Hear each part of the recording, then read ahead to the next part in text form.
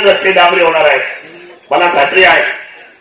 बरं, आता हे निवडणुकीचं वर्ष आहे, मला खूप वेगळ्या घोषणा करायची सवय नाही, पण माझा जो कार्यपटलावरचा आजपर्यंत जो अनुभव आणि माझी कामाची पद्धत जे तत्परतेने पाहिली, अहो या मोदी साहेबांचा पूल पडला, 2.25 कोटी मिळावे म्हणून मुख्यमंत्र्यांच्या दरवाज्यात जाऊन बसलो, न खाता मिळतात 14 तास बसलो, मुख्यमंत्र्यांना खाली उतरावं लागलं आणि एका मिनिटात सही करून 1.5 महिन्याच्या आतमध्ये तो पूल उभा करून दाखवला. तो मोदी गावचा आता सार्वजनिक पडलेला पूल होता, ते वास्तव्य आहे.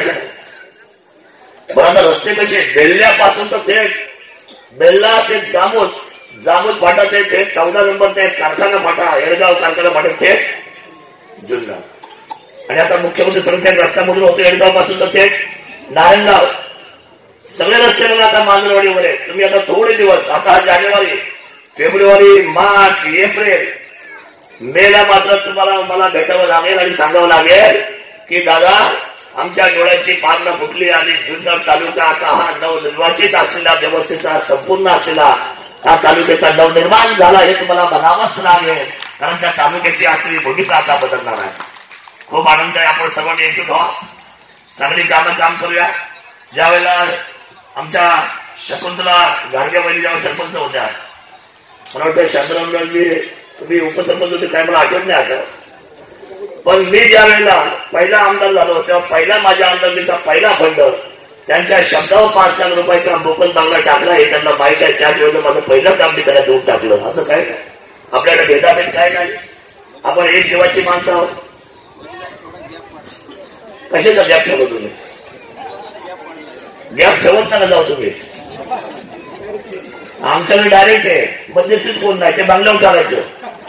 आमच्याकडे थेट आहे, तुम्ही कधी येणार, तुम्हाला काय मध्यस्थीची गरज आहे कोणाच्या.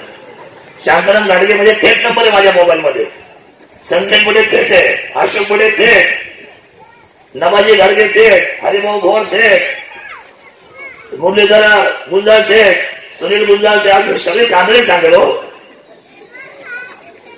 थेट आहे. तुम्ही सगळी मंडळी आम्हाला मध्यस्थी कोण आहे आपल्याला, एकही माणूस मध्यस्थी नाही. ते सांगायचे म्हणजे दिसत नाही आज मला. कामेश्वर कुठे आहेत, मुंबईला गेले.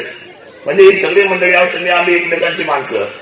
शेवटी आपल्याला विकास करायचा आहे, पुढे जायचंय, या गावाला पुढे न्यायचंय. आज विकासाच्या निमित्ताने गावात येता आलं, आपली भेट घेता आली.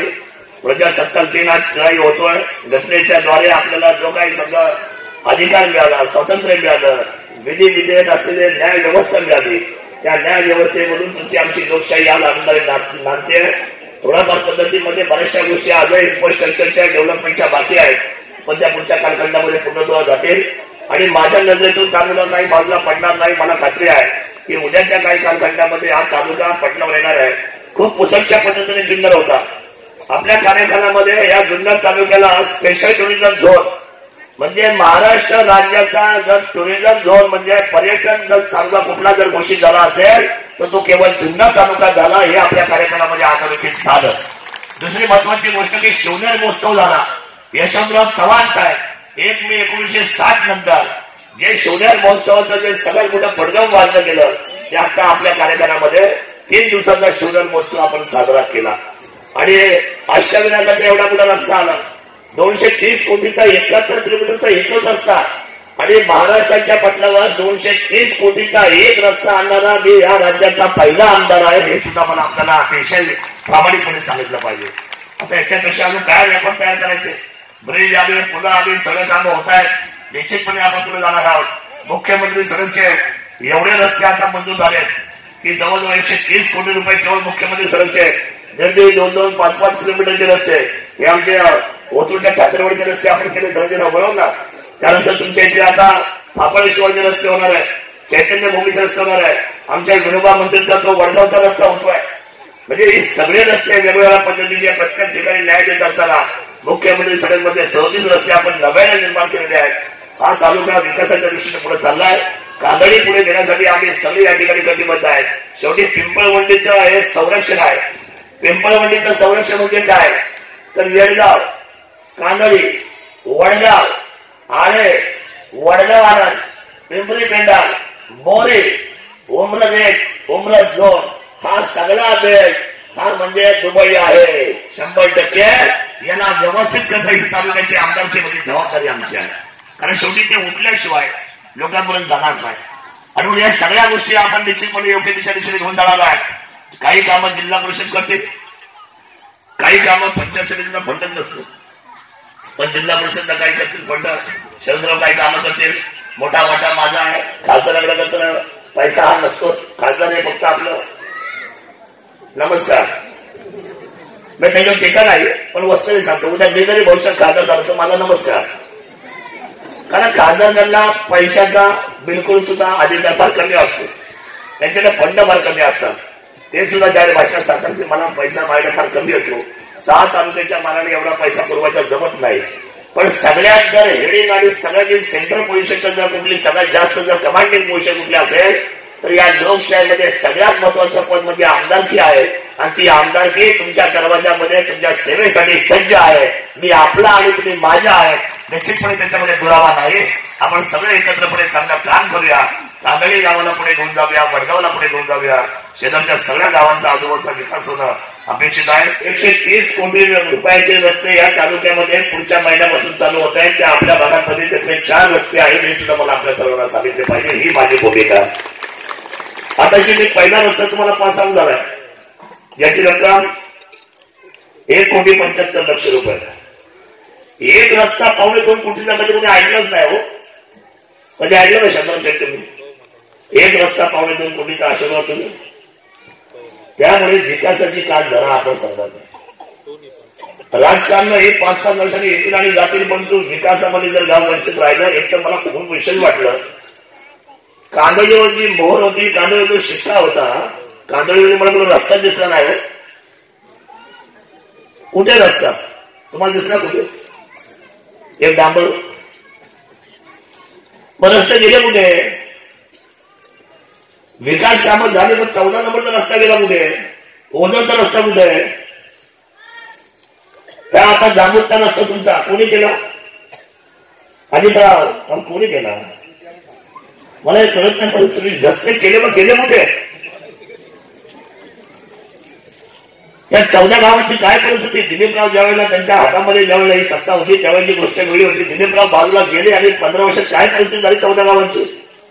काय परिस्थिती आहे? मी पुन्हा माफ करत टीका करत नाही, पण वास्तव्य डोक्यातून तो पडदा काढून टाका. पक्षाचे चिन्ह बांधला ठेवा आणि विकासाने माझी कांदळी या संपूर्ण 185 गावामध्ये सणात 1 नंबर झाला पाहिजे, हा धुडा तुम्ही उचला. हे तुम्हाला अपेक्षित आहे, हे तुम्ही काम करा. आमचं काय नाही हो, आम्ही 2 शरद रात्रीचे एकत्र गोळ भाकरीचा काला खातो. तुम्ही कसं आमच्यासाठी मांडता? तुम्ही कसं मांडलं एकत्र गोळ भाकर तूप टाकून? आमचं काही भांडण नाही, आम्ही सोरे एकमेकांचे हो, हे तुम्हाला वाटतं. आणि कार्यकर्त्यांची ती वेळ आलेली आहे. आता वेळ विकासाची आलेली आहे, एकजुटीच्या कामाची आलेली आहे. तुम्हाला मी सांगतो की बरेचशी कामं, आता इथं कामं तुम्ही सांगितली आहे, पण मी तुम्हाला सांगतो की हा टर्म तुमचा जो राहणार आहे तितका जबरदस्त राहणार आहे. वडगाव आणि कांदळीच्या आतले खरं तर ती जबाबदारी नाही माझी बसत, जिल्हा परिषदचा विषय, पण तरी सुद्धा मी आपल्याला अतिशय सांगतो गंभीरपणे की 25-15 आणि डीपीडीसी मध्ये सगळ्यात जास्त ताकद लावून पुढच्या काही दिवसांमध्ये वडगाव आणि कांदळीचे रस्ते डांबरी करण्याची जबाबदारी तालुक्याचा आमदार म्हणून मी स्वीकारली. हे मला आपल्या सर्वांना विनम्रपणे सांगितलं पाहिजे. त्याचं कारण आहे हो, एवढं मोठं क्षेत्रफळ या कांदळीला आहे. मोठं क्षेत्र आहे ना कांदळीचं. आणि हे 2 गावात लौकिकाची आहेत. वडगाव सुद्धा एक आदर्श गाव आहे. त्या गावचे अनेक रस्त्यांनी आता बसवले. 2 रस्ते मुख्यमंत्री फडणवीस बसवले. काही 30-54 मध्ये आणले, काही 50-54 मध्ये आणले. निश्चितपणे आपल्या गावच्या परिसरामध्ये सुद्धा जे रस्ते आहेत ते कांदळी ते मोकलबागला जाणारा जो रस्ता आहे त्या रस्त्याला सुद्धा पैसे टाकले, ते पैसे मंजूर झाले. मला हे मोकलबागवाल्यांना सांगितलं पाहिजे. आज माझ्या हातामध्ये त्याची ऑर्डर आलेली. दुसरी गोष्ट की आपल्याकडे कांदळी, शिंदेमळा, उंबरमळा, उंबरकारमळा, कांदळी गाव हा रस्ता कुठला आहे? खराब आहे का? तो डांबरी आहे. त्याची सुद्धा वर्क ऑर्डर माझ्या हातामध्ये आली. त्याचं सुद्धा डांबरीकरणाचं काम चालू होतं. हे मला आपल्या सर्वांना सांगितलं पाहिजे. दुसरी महत्वाची गोष्ट आहे की त्या शिवचिंतन मंदिर जे आहे तिथं आता अनेक लोक येतात. तिथं आपले राष्ट्रीय भवन बनवतोय आलेल्या सगळ्या लोकांसाठी. आणि माझ्या हातामध्ये अजून 3 दिवस लागत नाही, मला शोधतोय. अजून एक 3 रस्ते मी तुमचे प्रस्तावित केले, पण आता मी थोड्या घाईमध्ये आलो. आज माझी तयारी नव्हती झाली, पण हरकत नाही. मी आपल्याला सांगेल की कांदळी गाव हे व्यवस्थेचं फार महत्वाचं गाव आहे, पुढे नेणं आपली जबाबदारी आहे. आणि मला असं वाटतं, तुम्हाला काही माहित नाही, एक गोष्ट लक्षात ठेवा. मी एक काळ असा पाहिलाय की ज्या वेळेला सत्ता सत्तांतर होत होते आणि गणेश नाईक साहेब जेव्हा नवी मुंबईचे पहिल्यांदा आमदार झाले आणि पूर्वीचे पारंपरिक मंडळी त्यांना थोडीशी विरोधामध्ये होते. जी विरोधातली मंडळी मागे राहिली ती कायमची मागे राहिली आणि गणेश नाईक त्या सगळ्या कार्यपटलावर मंत्री झाले आणि त्यांनी 20 वर्ष कारभार या महाराष्ट्र राज्याचा केला. आपण मनातले प्रेमिश काढून टाका.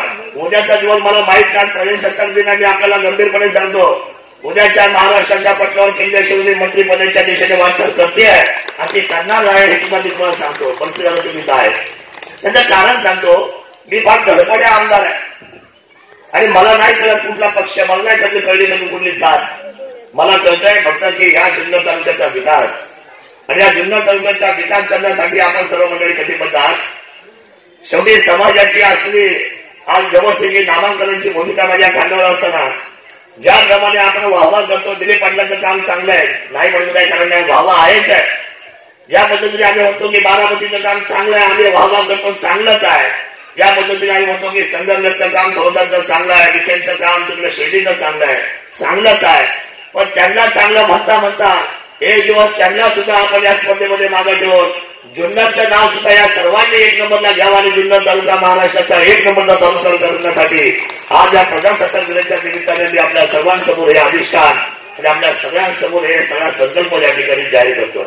शेवटी तालुका आहे, आज 2 नंबरचा निधी आला, सगळे मंत्रिमंडळ सगळे लोक आश्चर्यचकित आहे. मोठी कामं चालू, तुम्ही जा आता बंदर पाड्याकडून कामं चालू आहे ना मित्रांनो, ते नाही दत्ता बंदर पाड्या रस्ता चालू झाला मोठा, तिकडून आता गणेश खंडी रस्ता चालू झाला, 14 नंबरचा रस्ता चालू झाला, आपला निमगाव सावा चालू झाला, साकोरी चालू झालं, बेल्ला चालू झालं, उदापूर चालू झालं, आपलं कोपरा मांडवा चालू झालं, तिकडे वारुळवाडी चालू झालाय, नारायणगाव हिवरा चालू होत आहे. आणि मी तुम्हाला सांगतोय की वरच्या भागामध्ये सुद्धा पश्चिम भागातले माणिकडोह पासून तर नाणेघाट आणि इंगळूण पासून तर बेलसर आणि येणेरे पारुंडे पासून तर चिंचोली आणि येणेरे पासून तर दातखेळवाडी आणि पारुंड्यापासून तर जुन्नर, हे सगळे रस्ते याच देही याच रोडा 4 महिन्यामध्ये 100% पूर्ण होणार आणि या तालुक्यातला कुठलाही स्टेट हायवे आणि एमडीआर बाकी राहत नाही. आता हे का सांगू शकतो? 9 वाजता डोक्यामध्ये 24 तास तालुका आहे, सततची कामं डोळ्यासमोर आहे. या तालुक्याला एकदा भरपूर आवरण घातलं की आता पुढची जी सगळी तयारी आहे ती अंतर्गावाची आहे. दिलीपरावांना सहज सोपं काय झालं तर दिलीपरावांना शरदचंद्र पवार साहेबांचा आशीर्वाद होता, पहिली गोष्ट एक. आणि दुसरी गोष्ट आता त्यांच्या नशिबाने ते ज्या ज्या वेळेला निवडून आले त्या त्यावेळेला ते सत्तेमध्ये राहिले. एखादा आपण सोडला तर 4 वेळेला ते मंत्रिपदावर राहिले म्हणून त्यांना सहज हे करता आलं. पण त्यांच्या बरोबरीने जुन्नर तालुक्याने ही काट टाकली आणि गेल्या 40 वर्षाच्या बॅकलॉगला या 4.5 वर्षामध्ये उत्तर चाललंय आणि ही सुद्धा आपली कमाई कमी नाही हे मला आपल्या सर्वांना अतिशय विनम्रपणे सांगितलं पाहिजे. आणि म्हणून तालुका आपण पुढे घेऊन चाललेलो आहे. आता तुम्हाला मी आवडत नसेल आज आम्ही बघा थोडाफार मंडळींना आवडणार पण नाही, काय झालं त्याचं काय पक्ष आहे का, तू काय माणूस आहे का, त्याची काही संघटना आहे का, ठीक आहे. पण माणूस तर आपला आहे, आपला माणूस एक गुन्हा आहे, आपला माणूस एक जबाबदारी आहे, आपला माणूस एक कर्तव्य आहे. शिवाजीराव, तुम्ही मला मुंबईपासून ओळखताय, बायकडापासून ओळखताय, मार्केट व्यवस्थेपासून ओळखताय. इनामे आईबाने काम करणं आणि ज्या शिवभूमीची माती भाडाला लावली तिच्याशी पडताना न करणं, भ्रष्टाचार न करता आणि कुठलंही व्यसन न करता माझ्या शिवभूमीच्या व्यवस्थेला उंची दाखवून देणं आणि या शिवरायांच्या अस्मितेला जागा करणं ही माझ्या कर्तव्याची भूमिका आणि माझ्या आमदारकीची असलेली व्यवस्थेची भावना आहे. निश्चितपणे ही भूमिका घेऊन आज डिजिटल असलेल्या ग्रामपंचायत कादळीचं नेतृत्व करत असताना आपण सगळी मंडळी ते धारिष्ठांनी या सगळ्या भूमिका घेऊन चालल्यात. मला महिलांचं कौतुक करायचं. मी खूप तालुका फिरतो पण कांदळी सारख्या अशा एवढ्या महिला मी माझ्या 13 वर्षात एकजुटीने कुठेही पाहिल्या नाही, ज्याची आज मला एकजूट पाहायला मिळालेली आहे. या कौतुकाच्या टाळ्या तुमच्यासाठीच तुम्हाला, नाही तर कुठे नाही बळ आणायला लागतात. हरिवंश महिला जबरदस्त बोलू लागतात, अहो माझ्या पिंपळवडी जमत नाही महिला एवढा आमदार असून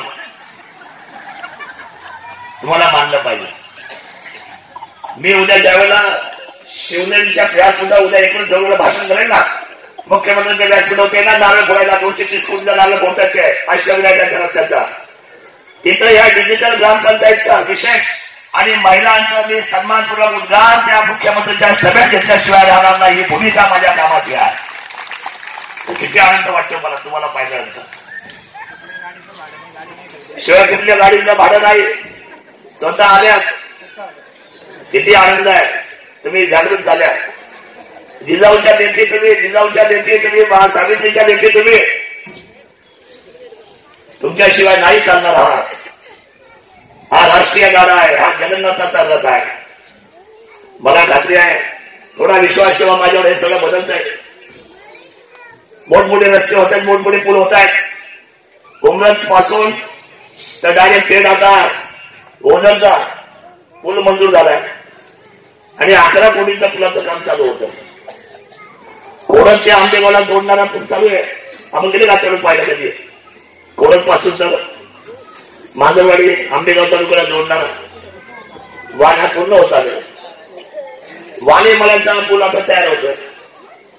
चिलेवाडीचा पूल तयार होतोय. निंगोडचा पूल तयार होतोय. पुढचा पूल कोणता आहे माहितीये का?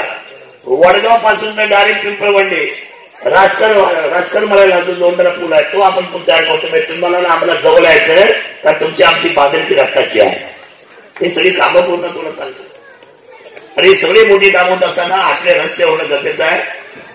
मी कांदळी आणि वडगावच्या सर्व ग्रामस्थांना मी वडगाव आणि कांदळी काय वेगळं समजत नाही. माझ्या दृष्टीने दोन्ही गावं एकच आहे, फक्त चाकानाट आहे.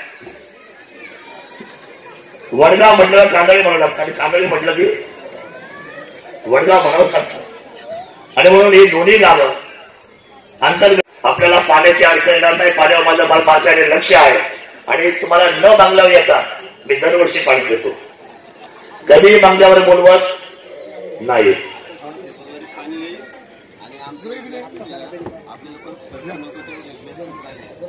नाही ते व्यासपीठ कोणी मागितलं त्यांना बाहेर पाठवा. ते नव्हते त्यांना माहिती. ज्यांनी कोणी मागितलंय त्यांचा काय हेतू होता, काय पर्पज होता ते आठवून राहिले. मला म्हणजे फक्त घोषणा करायला केली, पण ते कसं करायचं, काय करायचं, त्याचं डिझाईन काय आहे, त्याला खर्च किती आहे काही माहित नाही. मी एकदा आलो तर नवरात्राला आणि तुम्ही म्हटलं की नारळ फोडा, घेऊन फोडला. तुम्ही सगळेजण बसवून त्यांचा प्लॅन तयार करा. मला सांगा, मला सांगितल्याशिवाय कसं काय खर्च करायचं.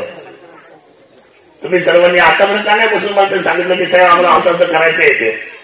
आतापर्यंत मोकळं रस्ता आपण बांधून तालुक्यामध्ये किती बांधकाम चालू आहे. आता व्हॉट्सअपला आपल्याला पाहायला मिळत असते.